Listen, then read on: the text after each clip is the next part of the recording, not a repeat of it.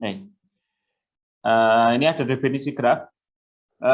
Dalam graf itu uniknya di setiap buku bisa beda-beda ya terminologinya. Jadi kadang ada yang menuliskan graf itu sebagai multigraf, ada yang nganggap graf itu tanpa loop gitu. Nah, macam-macam. Jadi kalau nanti suatu saat teman-teman baca sebuah buku, mestinya teman-teman bacanya dari bab 1 ya, meskipun sudah tahu definisi grafnya, tapi tetap baca dulu dari terminologi awalnya. Notasi-notasinya di setiap buku bisa beda-beda. Jadi memang uniknya graf itu seperti itu. Setiap baca buku kita harus baca dari awal lagi, gitu. Karena terminologinya bisa beda-beda. Oke. Jadi graf G kalau di sini kita pakai terminologi seperti ini, dia adalah himpunan tak kosong yang berisi vertex dan edge ya, yang mungkin kosong. Jadi bisa saja edge-nya kosong, tapi kalau vertex-nya nggak boleh kosong. Jadi artinya boleh ada vertex tanpa edge gitu ya. Demikian sehingga setiap edge itu menghubungkan dua vertex dalam G. Artinya berarti karena vertex-nya nggak harus beda, berarti ini boleh mengizinkan loop ya di sini. Jadi boleh vertex ini tuh balik lagi Z ini ke Z lagi itu oke gitu ya. Karena di sini nggak ada kalimat yang mengharuskan dua vertex itu berbeda dalam G. Di buku lain mungkin bisa jadi ini menghubungkan dua vertex berbeda dalam G gitu ya. Kemudian setiap dua vertex dalam VG ya, himpunan vertex itu dihubungkan sebanyak berhingga. Ya. Dan ini bisa nggak ada. Dihubungkan sebanyak berhingga edge. Nah, berarti ini ada rusuk ganda, boleh gitu ya. Jadi diizinkan rusuk ganda. Ada yang mendefinisikan graf itu tanpa rusuk ganda, ada juga. Jadi macam-macam. Cuman kita terminologinya pokoknya kalau bilang graf ya dia bisa punya loop, bisa punya rusuk berganda, ya. Oke. Nah, kemudian ini ada notasi teman-teman, kalau P kecil G itu berarti banyaknya vertex ya. Jadi banyak vertex kita notasikan P kecil G. Kemudian E kecil G itu adalah banyaknya edge. Banyaknya vertex kita sebut sebagai order ya. Jadi order adalah banyaknya vertex, kemudian ukuran atau size itu adalah banyaknya edge. Nah, jadi kalau misalnya graf ini berarti vertexnya ada 1, 2, 3, 4, 5, ada 5 ya. Berarti ordernya itu adalah 5, kemudian size-nya itu dihitung berdasarkan banyaknya edge. Ada edge-nya berapa nih? 1, 2, 3, 4, 5, 6, 7, 8, 9 ya. Ya, jadi ordernya 5 dan size-nya 9. Nah, dalam memberikan nama pada vertex itu macam-macam, bebas, teman-teman bisa ngasih huruf, bisa pakai angka. Cuma nanti untuk yang edge ya bisa juga bentuknya ya gini, atau kita coret-coretannya. Kita supaya nggak perlu gambar lagi gitu ya. Di saya potong.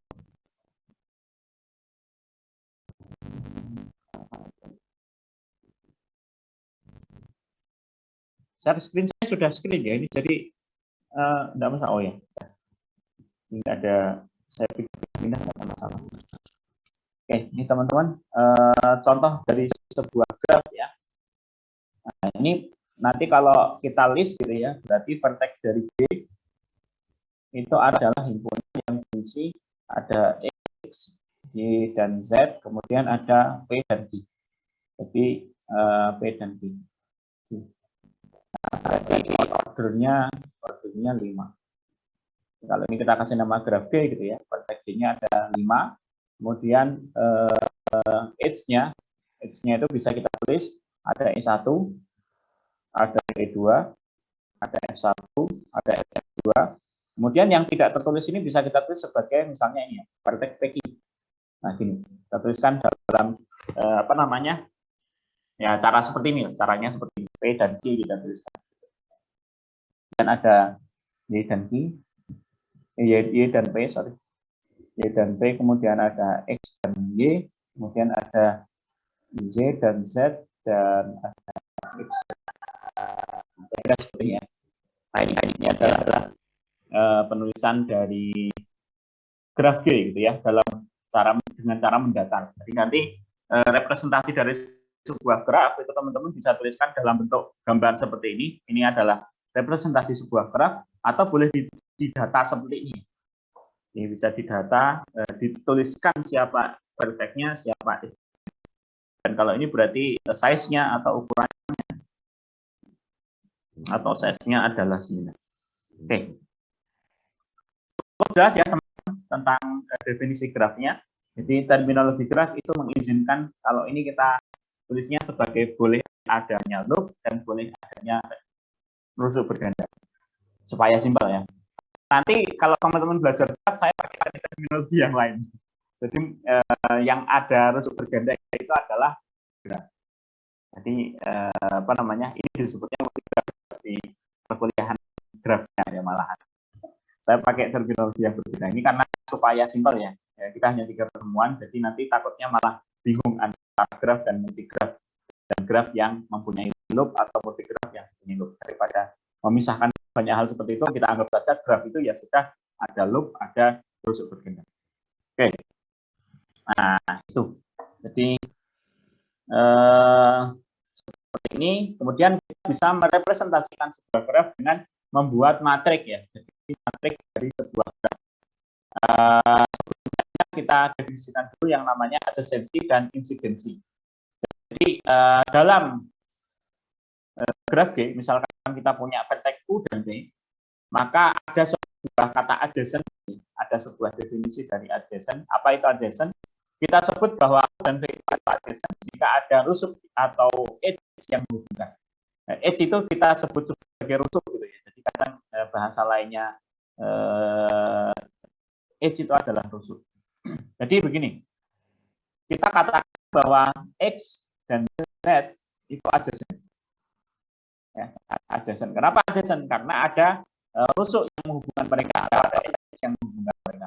Atau kita bisa katakan bahwa X itu adjacent atau Z itu adjacent dengan P, gitu ya. Kenapa? Karena ada E1 yang menghubungkan mereka, atau ada E2 yang menghubungkan mereka. Ya, jadi asalkan ada sebuah edge yang menghubungkan dua vertex, maka kita sebut bahwa dua vertex tersebut saling adjacent. Ya, cukup jelas ya kata adjacent. Nah, berarti Y dengan Q itu tidak adjacent karena tidak ada vertex yang menghubungkan mereka ya. Kecuali kalau misalnya ini ada vertex, ada edge yang menghubungkan mereka. Karena nggak ada, berarti kita sebutnya mereka tidak adjacent. Kemudian ada definisi yang berikutnya tentang insiden. Apa itu insiden? Insiden vertex X atau Z saja yang diterapkan namanya ya. Vertex Z dikatakan insiden dengan Q. Kenapa? Oh, sorry, insiden dengan, kalau insiden itu dengan H, insiden dengan F2. Ya, karena ada F2 yang menghubungkan Z dengan I. Ya. Vertex Z itu insiden dengan F2. Vertex Z insiden dengan F1. Vertex Z insiden dengan F1. Vertex Z insiden dengan F2. Kalau ini kita kasih nama A1 misalnya, maka vertex Z insiden dengan F1. Ya, bahasa artinya seperti ini. Vertex U atau V dikatakan insiden dengan jika E menghubungkan U dan V. Ya. Jadi kalau misalnya kita punya sebuah edge yang menghubungkan dua vertex, ya, maka tadi kita katakan bahwa dan I saling adjacent, sementara Z dan F2 saling insiden. I dengan F2 juga saling insiden. Ya. Jadi kalau insiden itu hubungan antara vertex dengan edge, sementara adjacent itu hubungan antara vertex dengan vertex. Paham ya? Bisa dipahami? Oke. Karena ini nanti dasar untuk membentuk matriknya.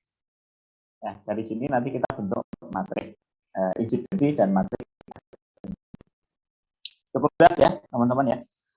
Oke. Nah, kemudian kita definisikan yang disebut sebagai matrik adjasensi itu adalah matrik berukuran n kali n kalau vertex-nya sebanyak n.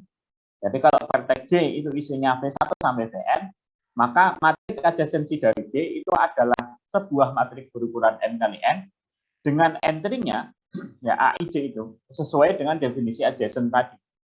Jadi apa namanya, entry AIJ itu adalah jumlah edge yang menghubungkan vertex PI dan VJ untuk setiap I dan J. Oke, jadi nanti kita kasih contoh pakai grafik saja. Nah, ulang di sini barangkali ada yang belum paham.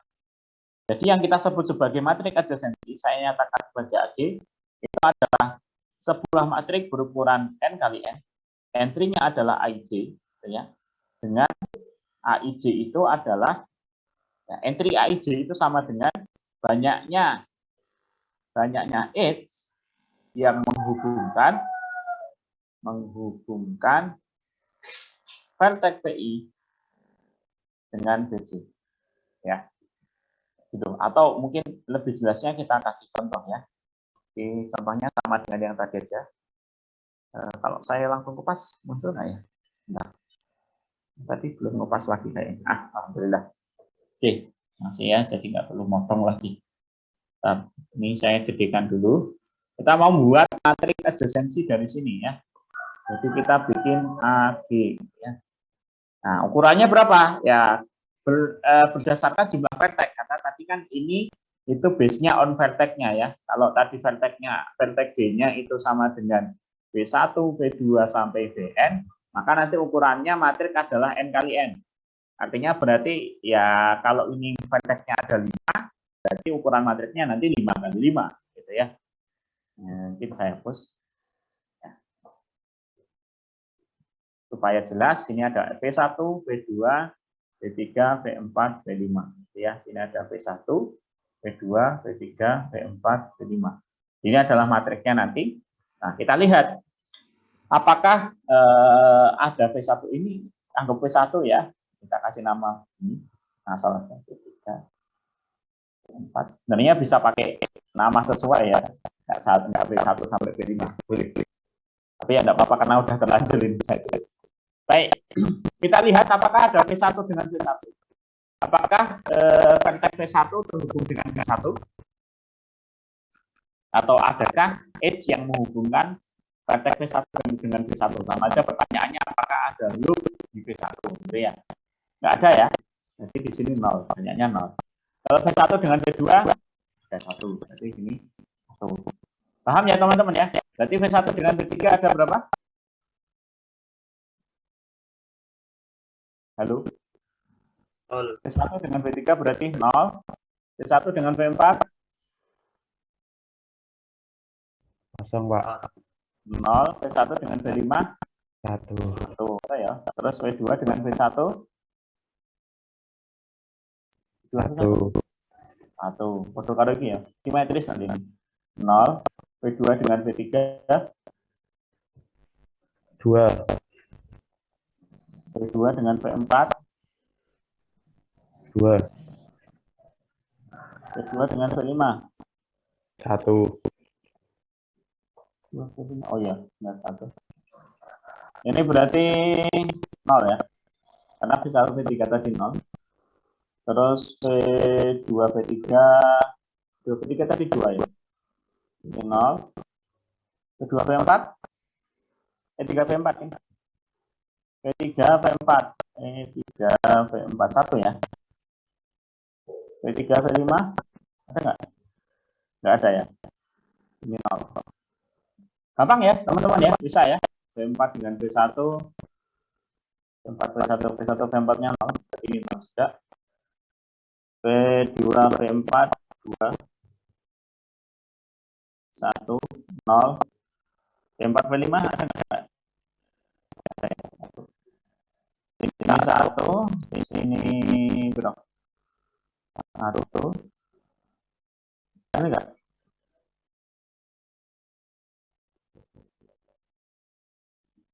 Ini benar ya. Oke, ini adalah materi adjasensi dari grafik ini ya. Nah, seperti itu. Kemudian yang berikutnya ada materi insidensi.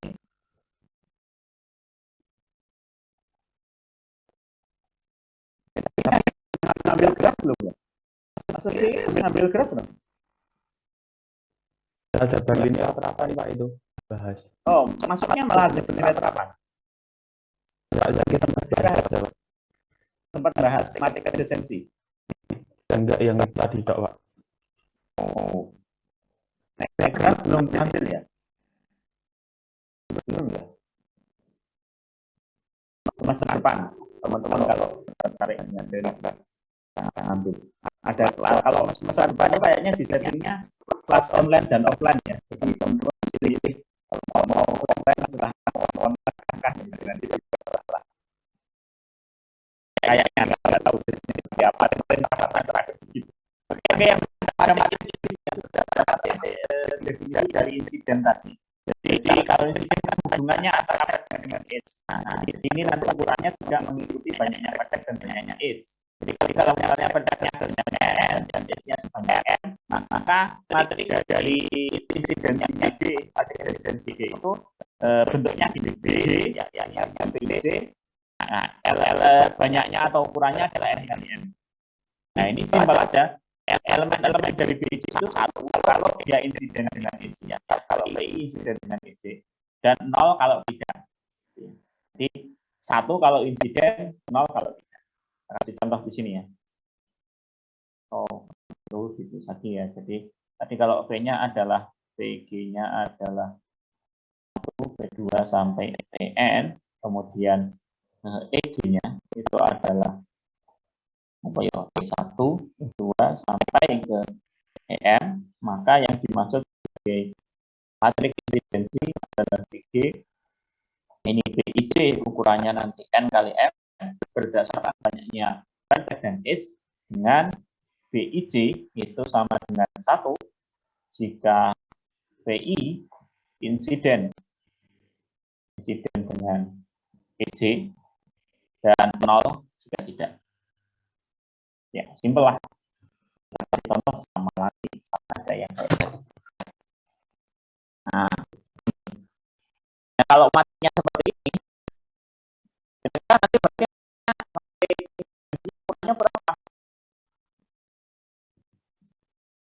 berapa materi insidensinya bukannya? Anggaplah ini V1, atau V2, V3, V4, V5. Nah, kasih nama beda ya, A1 supaya gampang nanti.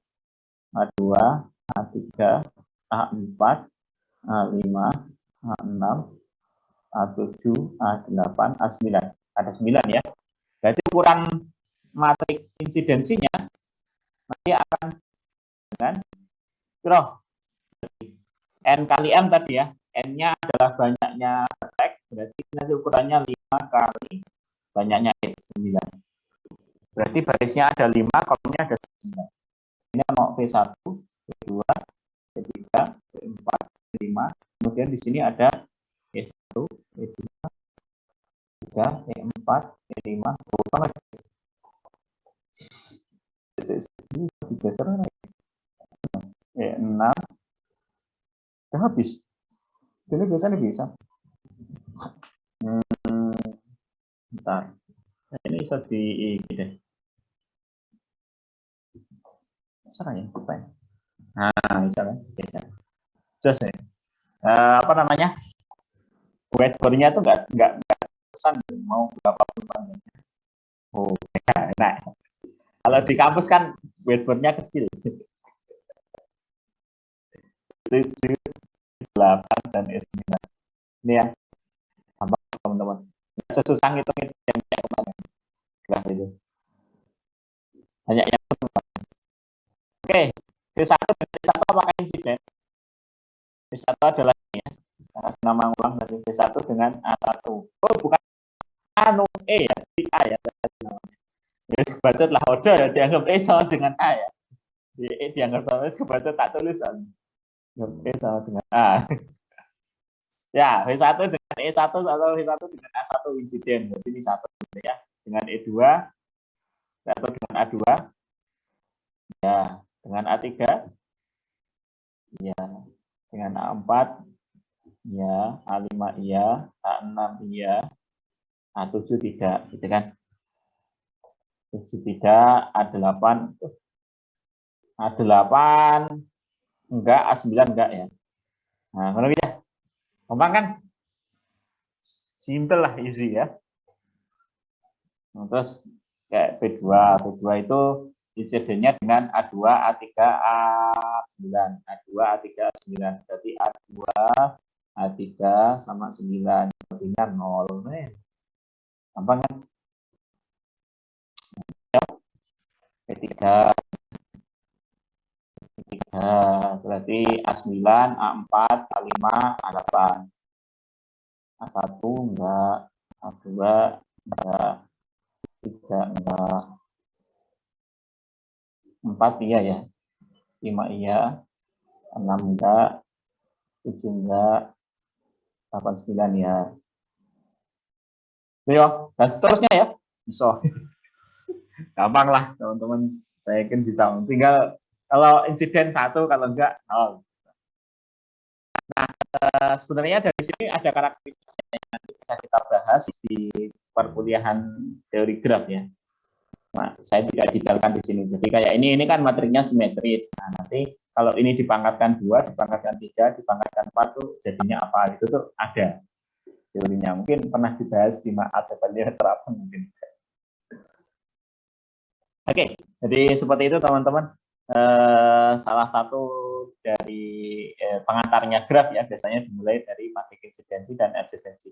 Artinya nanti teman-teman bisa juga begini ya, dari gambar ini itu bisa kita buat graf, dari graf juga bisa diarahkan ke gambar.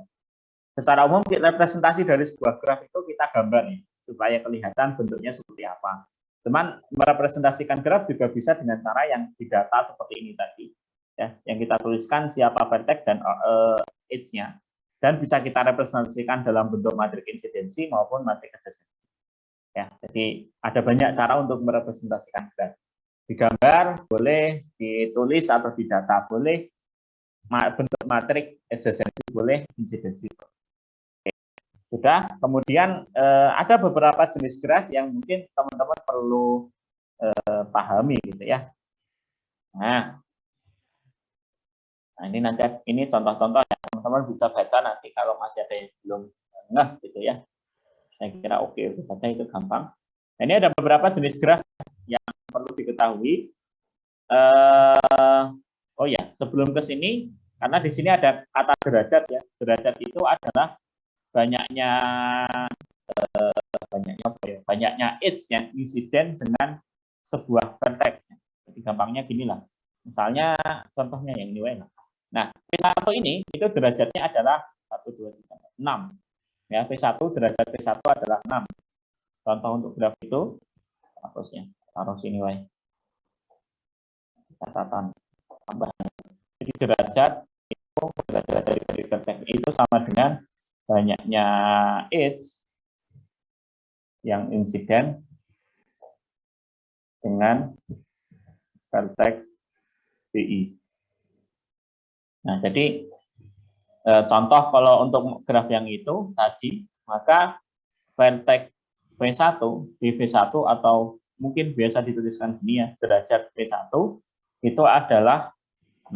Ya, karena apa? Karena sing masuk ke sana itu 6 gitu. Ya, sing apa namanya? Yang edge yang kena dengan V1 itu ada 6. Ini banyaknya ada 6. Kemudian ada derajat P2 misalnya. Derajat P2 berarti berapa derajat P2?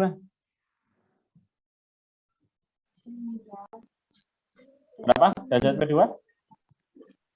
Ini loh. 3. Oke ya. Gampang ya teman-teman ya. Nggak susah ya.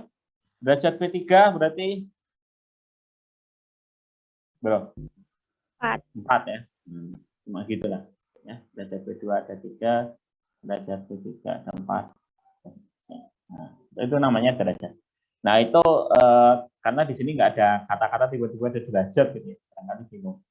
Nah, kemudian ada jenis graf ini teman-teman yang mungkin nanti suatu saat ketika mungkin nulis skripsi gitu ya dan ketemu dengan graf atau barangkali suatu saat ada nyinggung grafnya lah skripsinya itu. Ketemu namanya graf reguler. Apa sih graf reguler? Graf reguler itu adalah graf yang mempunyai derajat sama ya. Jadi setiap vertexnya punya derajat sama. Contoh ini derajatnya berapa nih yang A ini? Derajatnya berapa ini? 1. Kok 1? Ada vertex yang insiden, ada edge yang insiden nggak? 2. Ini berapa nih derajatnya? Nggak ada, berarti derajatnya piro? Nek tidak ada, masuk derajat nggak ada. Derajatnya piro nih? Nggak ada. Nol, Pak. Oh, jadi ini namanya nol reguler. Jadi kalau derajat CI-nya sama dengan K untuk setiap vertex CI-nya, maka kita sebutnya grafnya K reguler. Kalau ini berarti nol reguler. Kalau ini berarti berapa reguler ini?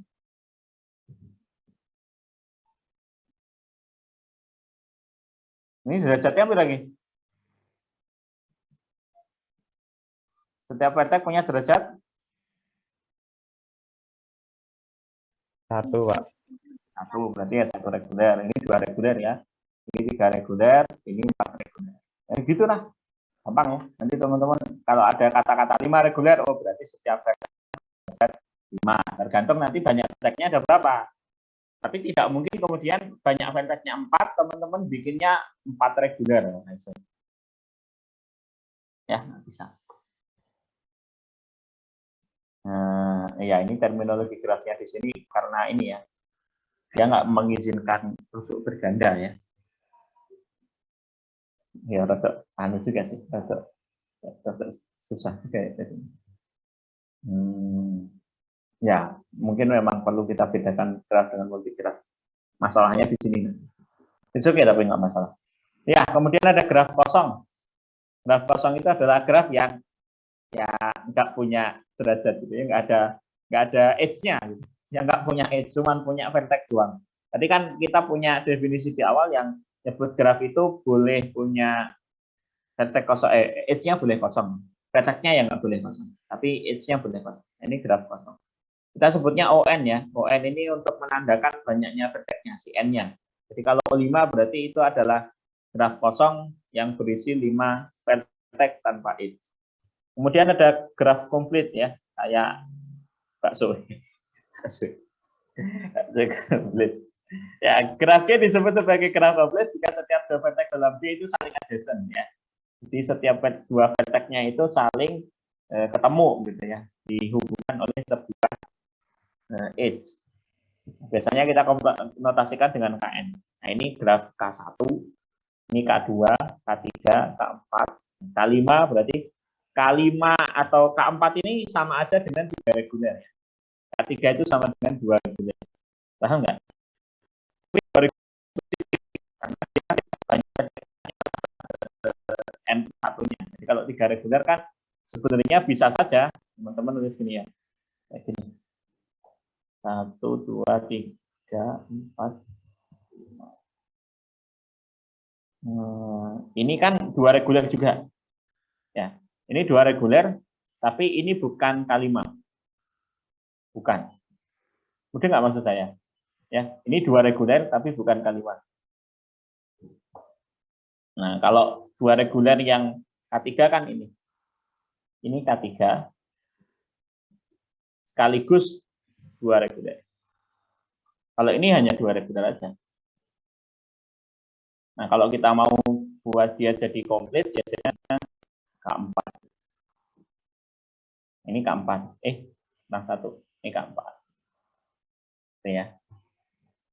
Oke, nah nanti bisa jadi pertanyaannya gini nih. Kalau saya punya KN, banyaknya edge ada berapa? Kalau apa namanya diskret kan gitu tuh.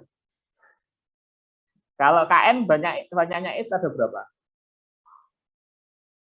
Ayo, ada yang tahu? KN banyaknya edge ada berapa? Diskret ini. N+1, Pak. Hah? Berapa, Mas?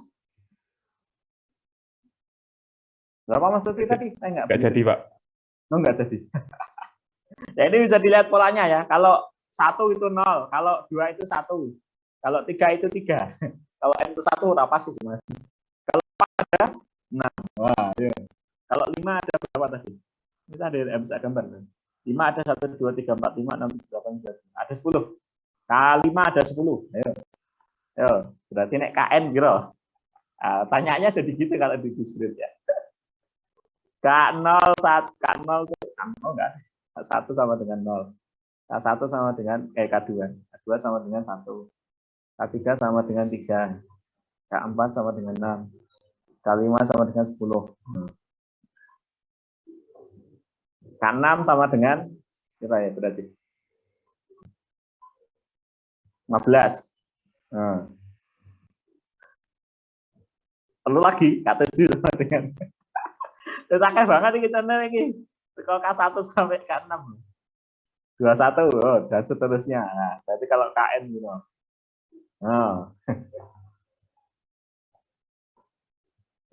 Nah, ini diskret ini.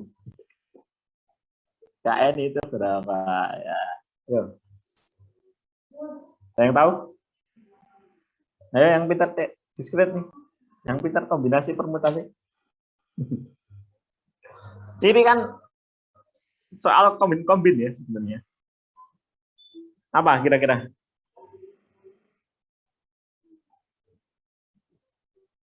Oke, ada nggak yang tahu? Kalau nggak ada ya nanti cari di Google ya, dan penasaran aja. Gampang ini sebenarnya logis ya. Ada yang tahu? Dari sini aja, dari angka-angkanya kan bisa sebenarnya dilihat pelan. 1 itu 0 ya Pak. Kalau 2 itu kok 1 ya. Kalau 3 kok tetap 3 ya. 4 kok jadi 0 ya. 5 jadi 10 ya. Ini kali 2. Yang ini kok bodoh. Kok rapas gitu. Tapi masih ada yang pas. Ya, Kayak lihat pola di segitiga Pascal bukan, Pak? segitiga Pascal yang gimana? Itu enggak jadi, Pak.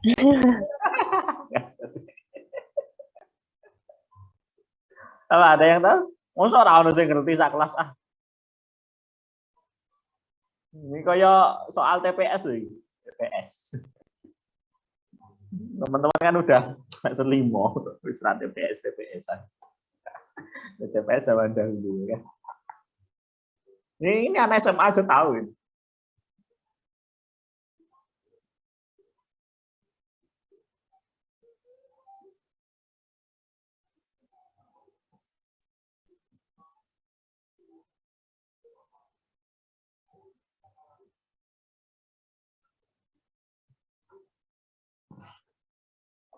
Nggak ada yang tahu? Ya wis lah. Ya. Cari aja nanti. Nah, ayolah, dan penasarannya. Yang penasaran ya bagus, nggak penasaran. Cari. Terakhir kayak tambahin. Graf bipartit saya kasih di sini. Hanya untuk pengetahuan aja ya. Misalkan graf G adalah graf yang ventasnya lebih dari 3. Graf G kita sebut cycle jika setiap ventas itu saling berurutan ini. P1 berhubungan dengan P2, P2 berhubungan dengan P3, sampai PN berhubungan dengan ini berhubungan bahasa lainnya adalah kalau ini kan gampang ya, kalau banyaknya kalau C3 ya isinya 3, kalau C4 ya 4, kalau C5 ya 5, gampang ya. Cn ya berarti banyaknya H akan ada sama dengan N. Ini ya kayak gini lah. Ini bisa ditulis sebagai 2 reguler juga ya. 2 reguler ini, 2 reguler ini. Oke. Nah ini yang terakhir, graf kita sebut bipartit jika graf itu bisa kita partisi menjadi 2 himpunan ya. Maksudnya vertex-nya kita bisa pecah jadi 2, di mana vertex yang berada pada kelompok itu tidak saling terhubung. Ya, ini kita sebut graf bipartit. Bipartit. Itu kalau kita bisa kayak gini ya, P1, P2, P3 ini ya. Terus kemudian di sini ada P4, P5, P6. Nah, kalau ini yang sudah satu kelompok ini itu tidak boleh terhubung, dia hanya terhubung dengan yang kelompok lain. Ini namanya graf bipartit. Nah, ini menariknya nanti ada graf yang bentuknya nggak bipartit, ya. Bentuk secara umumnya itu nggak bipartit, tapi ternyata bipartit. Misalnya kayak gini. P1, P2, P3, P4. Ini bipartit nggak? Graf itu kita sebut bipartit jika kita bisa menggambarnya jadi bipartit gitu. Kan ini nggak bipartit ya kelihatannya, ya kan? Nah, pertanyaannya ini bisa jadi bipartit nggak gitu? Bisa kita gambar jadi gitu nggak? Bisa nggak? Ada yang bisa gambar ini jadi bipartit? Apa? Bisa nggak?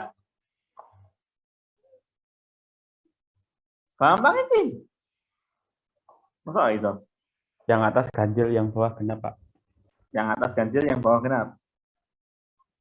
Ini berarti, misalnya ini V2, V4 gitu. V1, V2, V1, V3. Nah, V1 kan tadi hubungnya sama V4. Gini ya, Mas ya.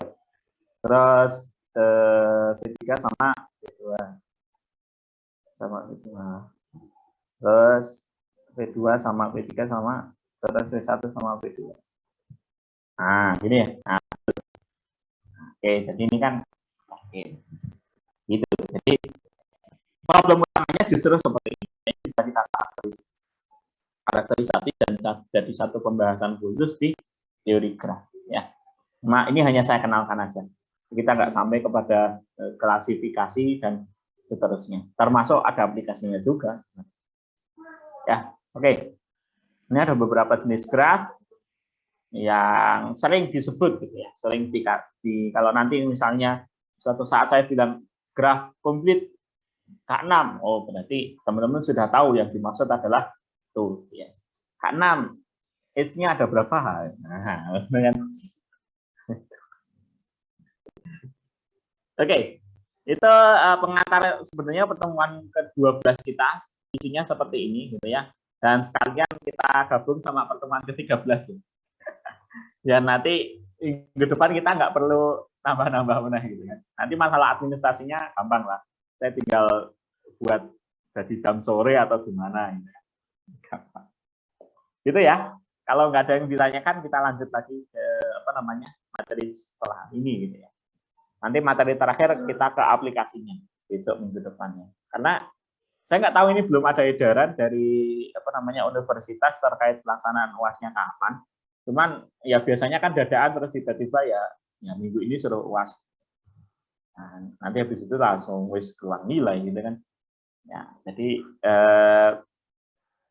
sepertinya ya ini minggu ke-13, jadi minggu depan ke-14, atau kalau hitungannya UTS itu dihitung sebagai 1 minggu di kalender, berarti jadinya ini minggu ke-14.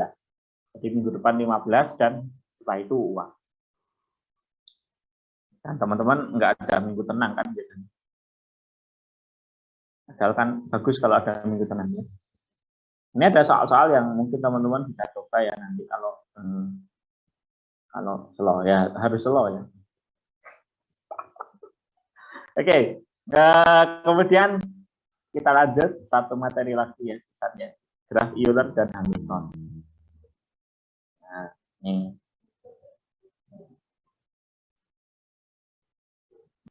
Nah, sekali lagi ini ada terminologi yang saya pakai ya. Teman-teman kalau baca buku dari ITB gitu nanti bahasanya pakai bahasa Indonesia ya. Walk itu kadang diartikan jalan, susah saya ngomong. Jadi saya pakai terminologi bahasa Indonesia supaya nggak ya. Saya malah gitu. Nanti kalau katakan. Dan nanti mungkin kalau teman-teman dari buku yang lain juga walk gitu lah.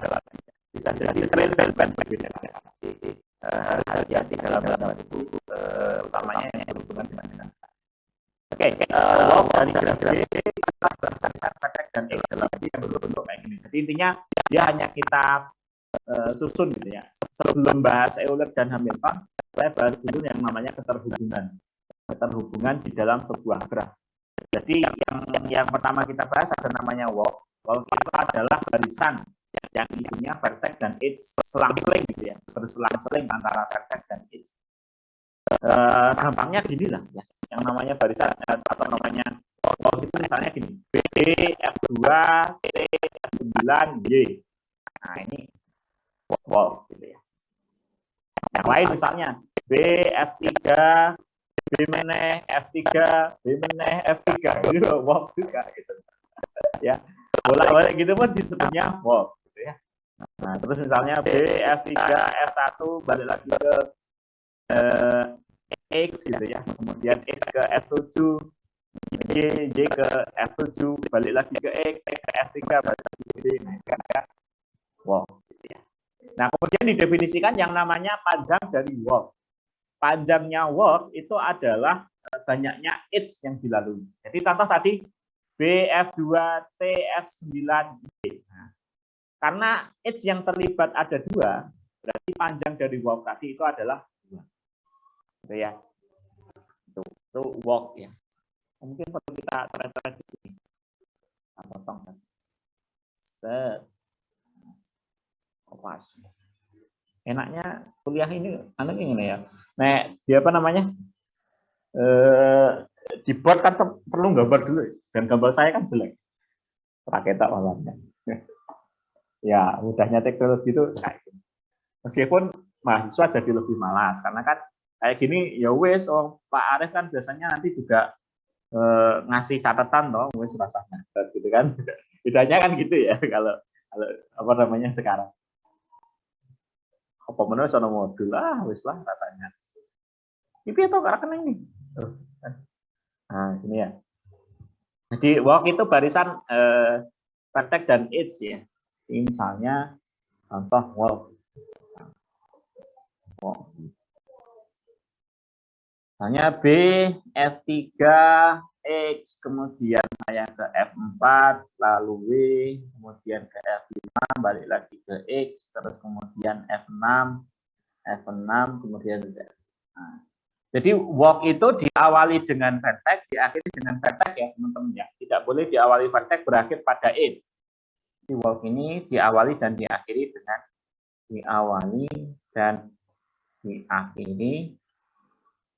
dengan vertex. Nah, vertex yang di depan, yang awal itu biasanya kita sebut sebagai vertex inisial. Kemudian yang belakang kita sebut sebagai vertex terminal. Kemudian kita definisikan ya, panjang dari walk, panjangnya walk itu sama dengan banyaknya. Ini notasi banyaknya teman-teman nggak bingung ya. Jadi pagar gini tuh kalau dalam matematika banyaknya. Banyaknya H dalam walk. Jadi kalau walk yang ini saya kasih nama misalnya W1, walk W1 dimulai dari B berakhir di Z, ini panjangnya berapa? Ya dihitung dari banyaknya H. 1, 2, 3, 4. Oh, berarti ini walk dengan panjang 4. Gitu ya. Paham ya teman-teman ya?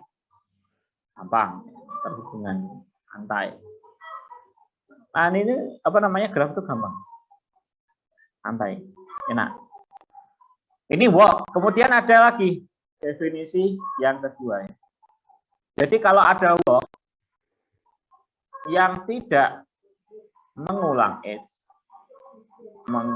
age, maka kita sebut sebagai trail. Ya. Kemudian ada lagi walk yang tidak mengulang vertex. Ini kita sebut sebagai path. Benar nggak terbalik? Wale aku ya. Cek dulu. Ya, walk yang tidak mengulang age kita sebut trail, benar ya. Walk yang tidak mengulang vertex kita sebut path. Tulis yang gini, weh. Dan alan-alan ya. Dan lebih meresap dalam sanubari. Kemudian ada walk yang vertex inisial dan terminalnya sama ya. Jadi kan tadi vertex inisial itu yang depan, terminal yang belakang kan. Jadi kalau walk dengan yang vertex inisial sama dengan vertex terminal, artinya dia itu balik lagi gitu ya. Maka dia disebut sebagai walk tertutup. Walk tertutup. Jadi walk tertutup adalah walk yang vertex inisial dan terminalnya sama. Nah, jadi misalnya W, F11, balik lagi ke W. Nah, ini berarti vertex tertutup kan? Atau walk tertutup kan? Tuh. Terus ada lagi walk tertutup. Berarti inisial dan terminalnya sama. Yang tidak mengulang age, kita sebut sebagai sirkuit. Nah, sirkuit. Sementara walk tertutup yang tidak mengulang vertex itu kita sebut sebagai cycle. Nah, wis. Paham ya, teman-teman ya? Coba dari graf ini beri saya contoh walk yang tidak mengulang edge atau sirkuit. Nah, bisa nggak? Coba kopas lagi di bawah ya, biar gampang. Kamu kok bisa? Mantap. Enak. Udah berapa itu?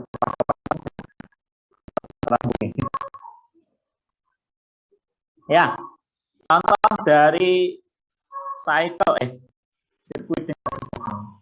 Contoh dari sirkuit. Sopo yo, manggil ah. Halo Mbak Rita.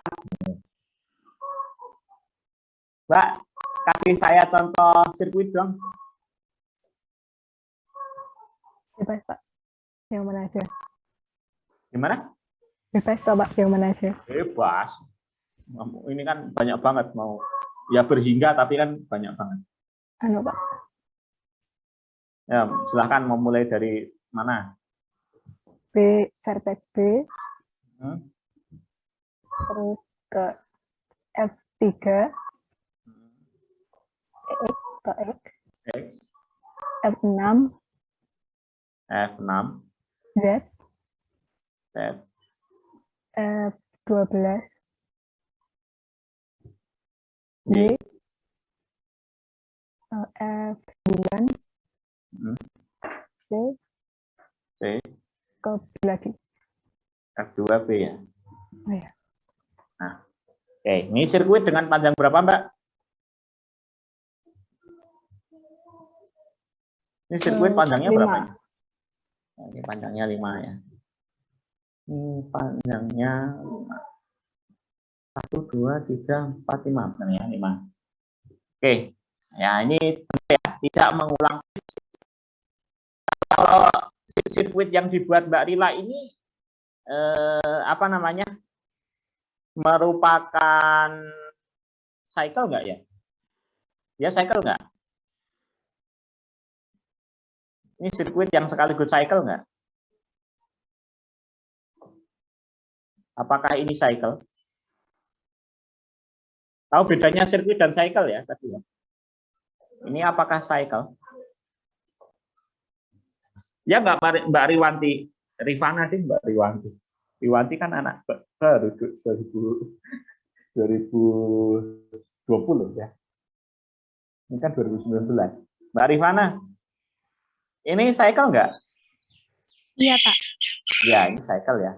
Bisa nggak Mak ngasih saya contoh sirkuit yang bukan cycle? Bisa nggak? Kasih saya contoh sirkuit yang bukan cycle. Ini kan sirkuit sekaligus cycle.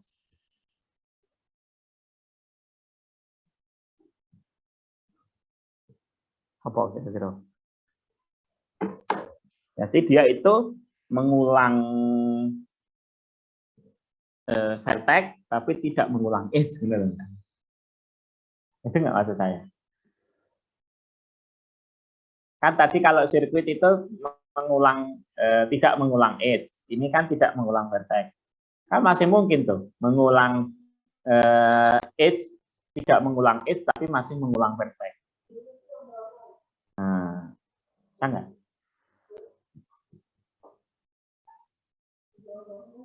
Jadi saya mintanya contoh. Bisa, Pak. Nah, contoh sirkuit Misalnya. yang bukan cycle. Apa? Misalnya dari W, F4. Dari W, mana W? Ada W, oh iya ini W. Terus F4. 4, X berarti F3. F3, B. F2. C. Terus F8.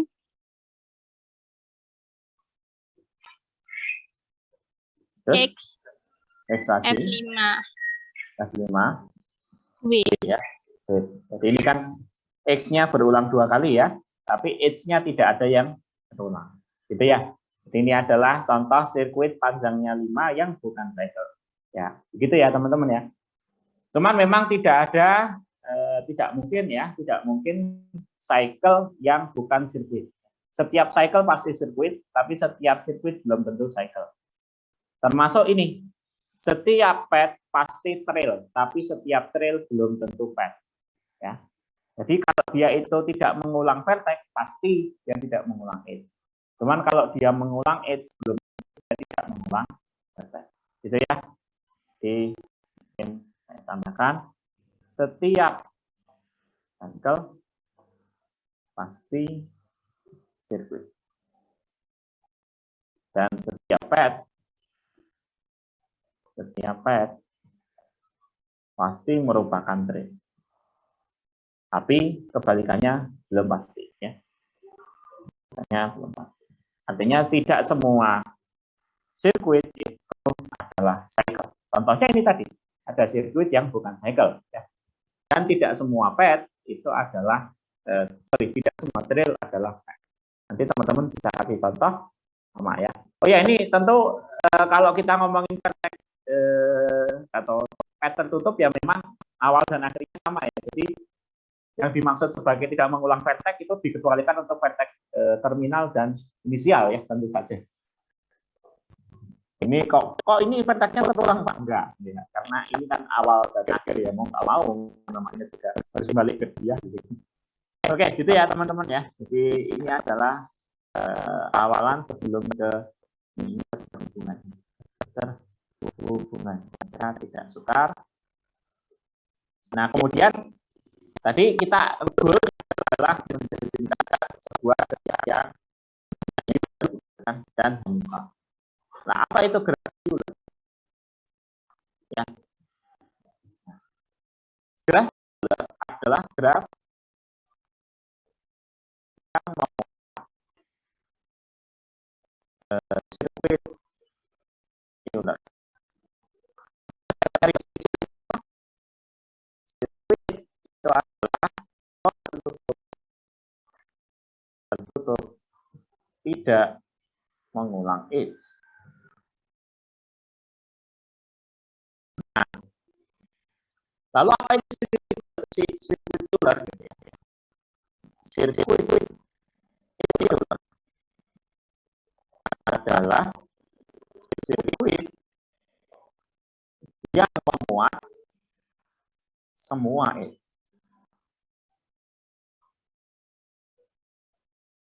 Nah, itu. Paham nggak bedanya? Kalau sirkuit saja kan wall tertutup yang tidak mengulang edge. Nah, kalau sirkuit Euler itu dia sudah tidak mengulang edge, tapi harus melalui semua edge-nya. Mudeng ya kira-kira ya? Paham ya? Jadi contohlah, contohnya. Ya, saya punya grafik 1, 2, 3, 4.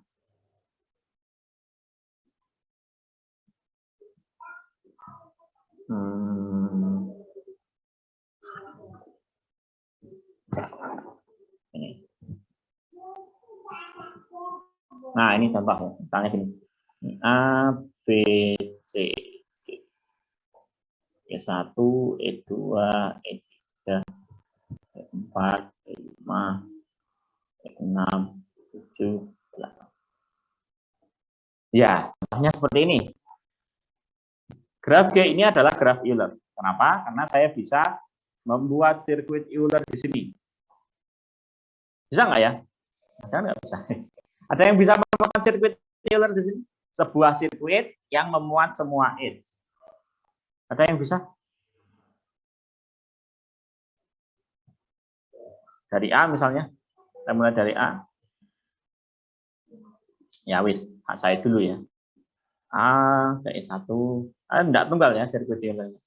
A ke E1, kemudian B, kemudian saya ke E7, E7 ke C, kemudian saya ke E5, E5 ke D, ya, D ke kok dari E5 ke D. E5 ya ke B ya. E5 B ya. Itu E5B, B kemudian ke E3, 3D, kemudian saya ke E4, ke C gitu ya. Kemudian dari situ saya ke E2, ke A, kemudian saya ke nanti ini enggak jadi ya. Karena ada E1 yang belum. Salah nih. Sorry. Tadi dari mana ya? Dari B. Ini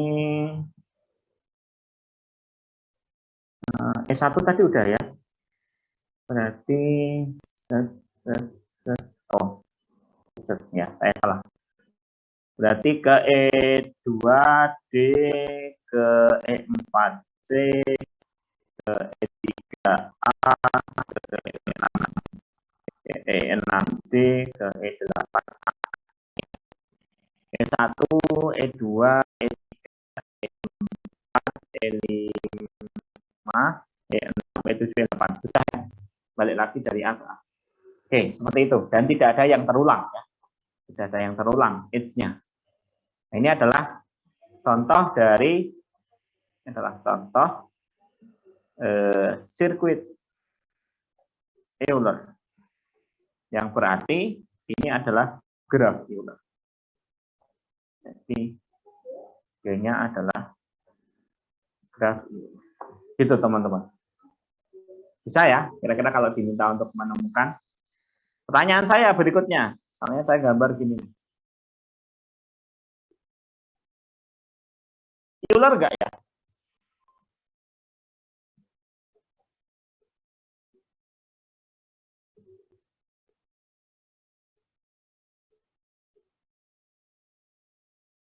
Nah, Euler enggak ya?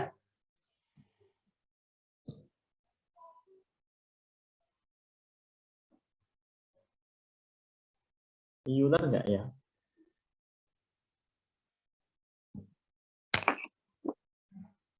Euler enggak Mas Lutfi? Enggak, Pak. Enggak. Yakin, tangan-tangan hanya enggak ketemu.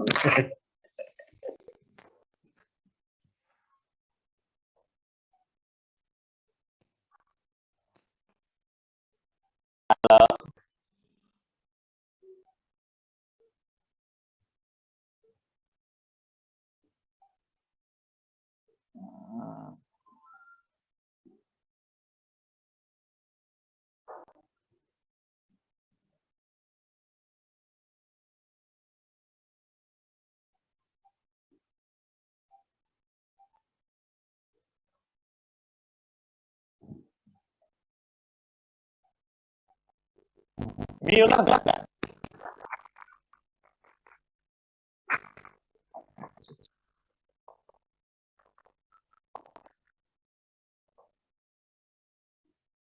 Euler enggak nih? Kalau ini betul, ini tidak. Ini tidak. Tidak Euler. Ini Euler enggak?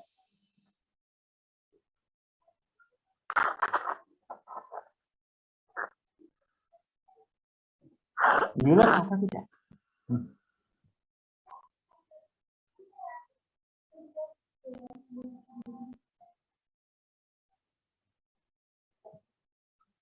Euler atau tidak?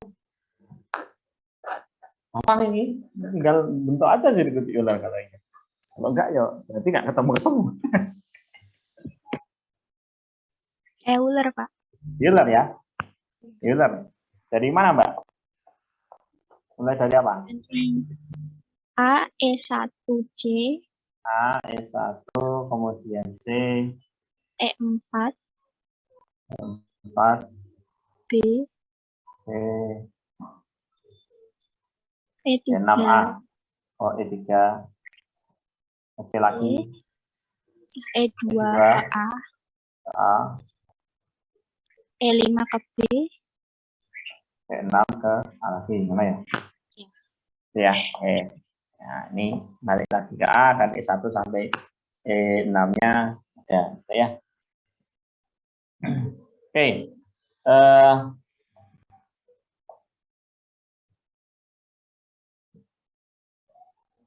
Euler nggak?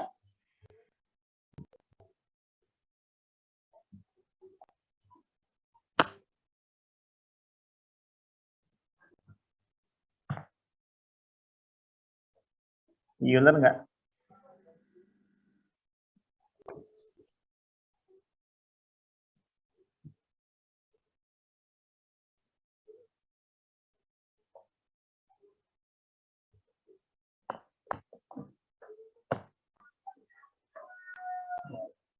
Euler atau tidak?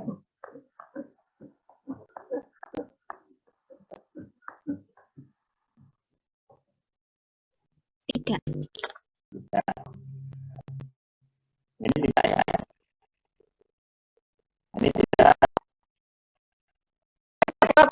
ya. Yang kriterianya supaya teman-teman tahu itu Euler atau tidak.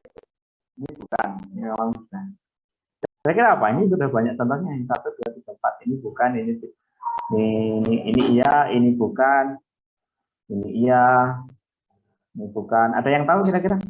Apa sih kriterianya supaya sebuah graf bisa kita kategorikan sebagai graf Euler? Tiap edge-nya itu tiap vertex-nya edge-nya itu kenapa? Setiap apa Mas? Setiap vertex-nya Setiap vertex. Setiap vertex. Jumlah edge-nya itu Jumlah edge-nya. Atau berarti maksudnya yang insiden gitu ya. Setiap vertex itu mempunyai jumlah edge yang insiden sebanyak genap gitu ya. Atau vertex yang masuk ke dalam sebuah edge yang masuk ke dalam sebuah vertex itu sejumlah genap gitu ya Mas ya. iya Pak. Contoh ini maksudnya ya. Ini kan yang masuk ke B itu ada 1 2 3 4, yang masuk ke A 1 2 3 4, ini 1 2 3 4. Yang ini kan ada 1 2 3 dan 0. Ya. Yang ini 1 2 3 4, ini 1 2 3 4, ini 1 2 3 4, ini 1 2 3 4. Yang ini ada 1 2 3 yang ganjil. Paham nggak teman-teman? Maksudnya Mas Jody tadi. Ya. Jadi Pak ini bakalan jadi graf Euler kalau gimana? Gampang. Tambahin aja 1 itu 7. Nah, kan ini jadi 4, ini 4, ini 2, 2, 2. Nah, ini masih Euler. Kira-kira alasannya kenapa ya? Kok harus genap? Ini sebutannya tadi kita namanya derajat ya.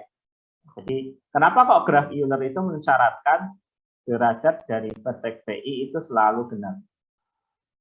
Kenapa?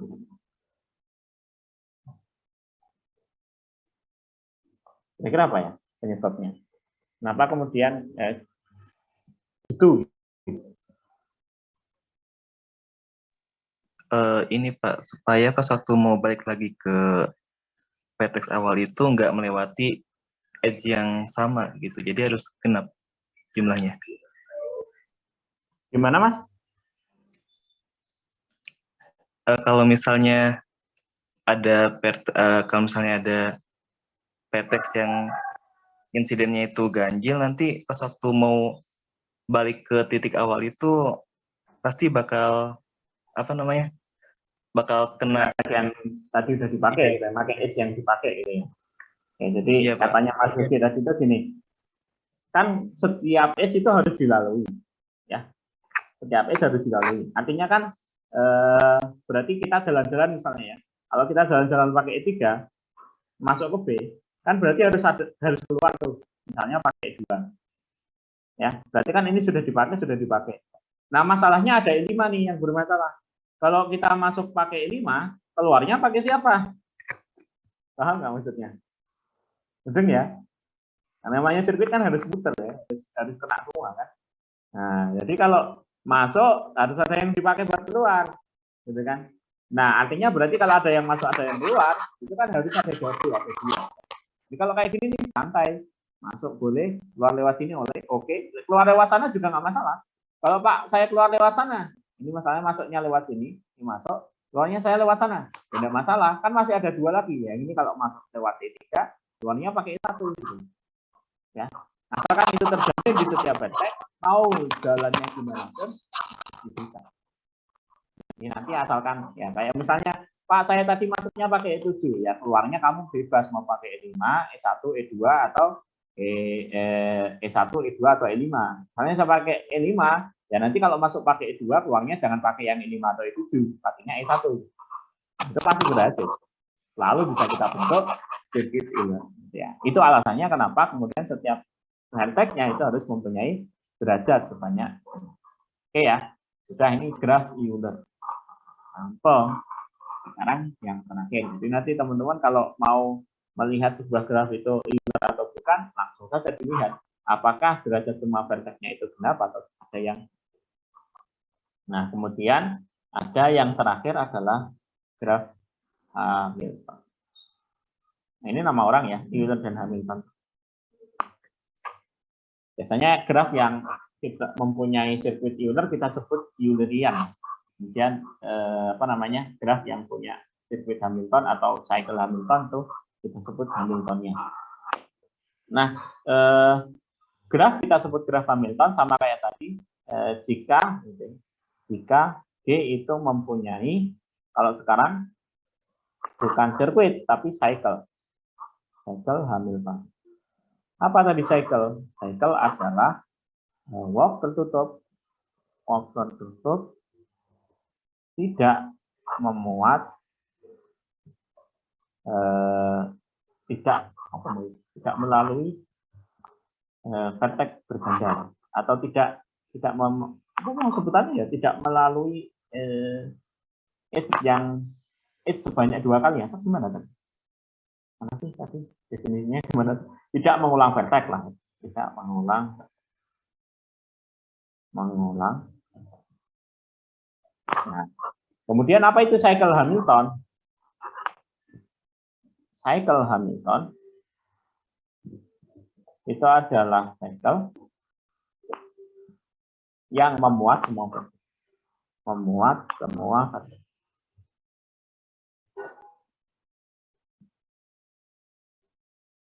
Nah, nih.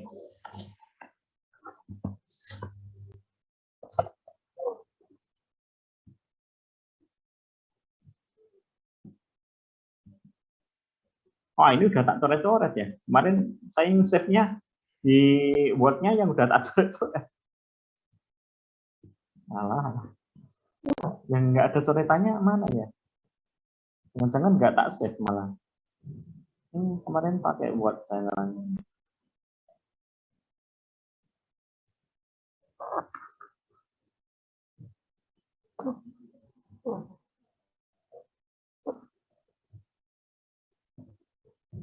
Kita orang-orang ini.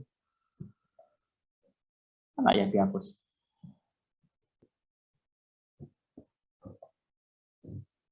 Ini tuh bisa dihapus nggak?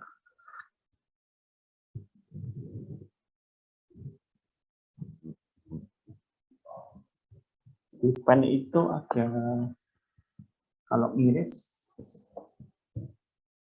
bisa ya.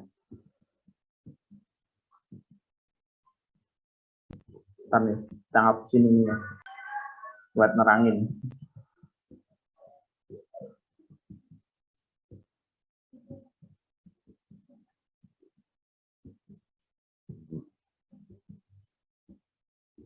Iya. Iya.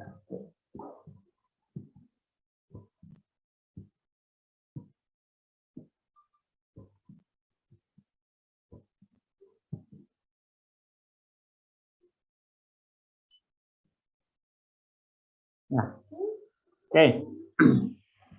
Teman-teman tidak se-powerful atau tidak sekuat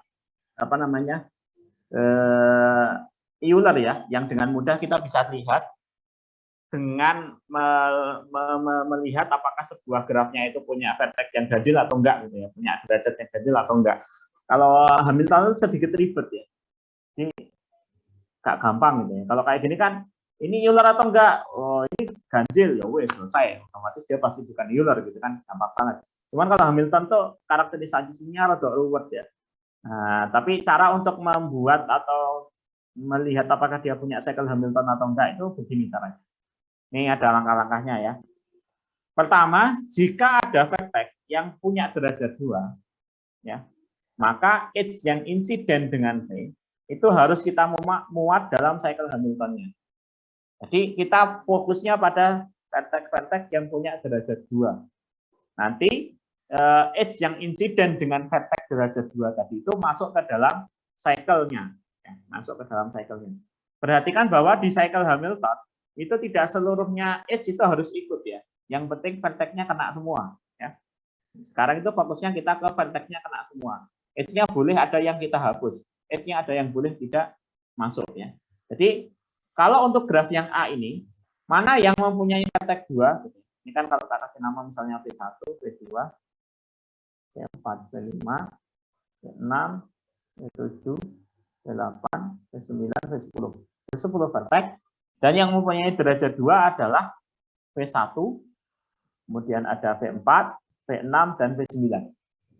Menurut arahannya tadi, ya, semua vertex yang mempunyai derajat 2, itu H yang insiden dengan vertex tadi, harus kita muat dalam cycle Hamilton.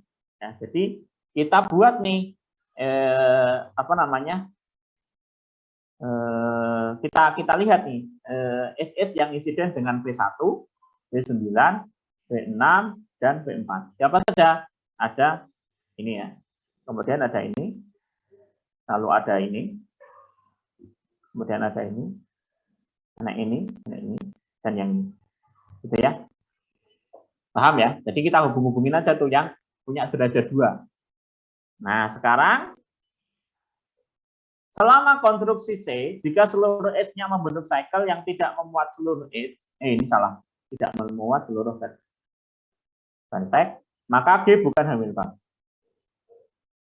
Nah, sekarang kalau dari sini, ini kan sebenarnya langsung jadi Hamilton ya, gampang ya. Mau jadi Hamilton gimana caranya Pak? Ya tinggal menghubungkan yang ini kan selesai. Betul ya? Nah ini sudah Hamilton. Kenapa? Karena dia adalah sirkuit yang memuat seluruh seluruh vertex. Dia adalah sirkuit yang memuat seluruh vertex. Gampang, gampang. Paham ya?